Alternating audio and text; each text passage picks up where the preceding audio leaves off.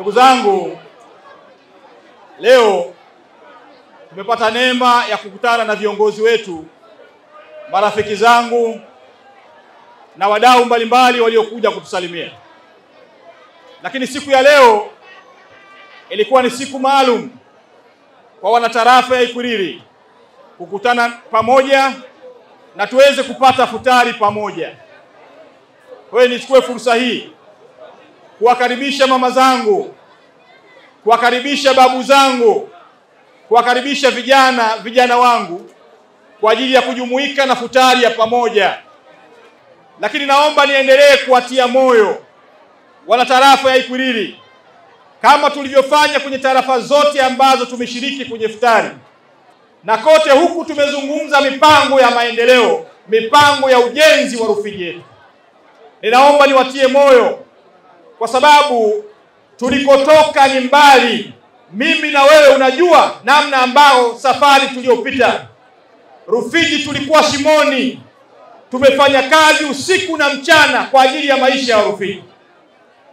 Na haya tunayoyafanya leo, dhamira yetu ni kuijenga Rufiji ya kesho ambapo mimi na wewe tutakuwa na matumaini ya kujua kesho yetu. Nimedhamiria ndoto yetu sisi wa Rufiji ni siku moja Rufiji yetu hii tuweze kupata mkoa. Ni kwa sababu leo hii Mrufiji akitoka kule Mloka kwenda mpaka Kibaha analazimika kupita Dar es Salaam. Lakini nimefurahi kuona wanakilwa wako hapa. Ninaamini tutakapowasilisha maombi haya ya Rufiji kutamani kuwa na mkoa, kwa sababu jiografia ya Rufiji mimi na ninyi mnajua, kwenda Kibaha makao makuu ya mkoa unalazimika kupita Dar es Salaam ndio kwenda Kibaha. Sasa tutawasilisha maombi haya kwa Mheshimiwa Rais. Na kwa kuwa tayari tumekwishaanza kujiandaa, tumekwishaanza ujenzi wa jengo la halmashauri ya mji utakaogharimu zaidi ya bilioni 12-13. Ujenzi umekwishaanza, utakuwa na vyumba 100. Lakini pia makao makuu ya mkoa wa kipolisi ujenzi unaendelea.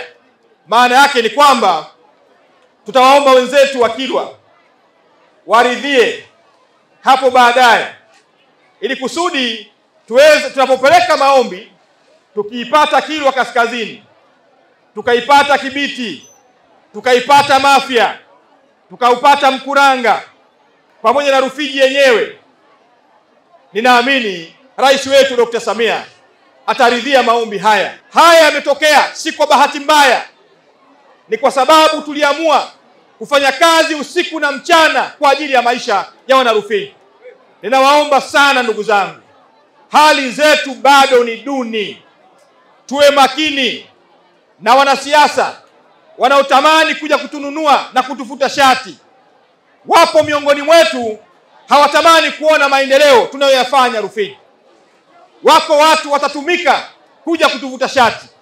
Mimi na ninyi mnajua tulikotoka.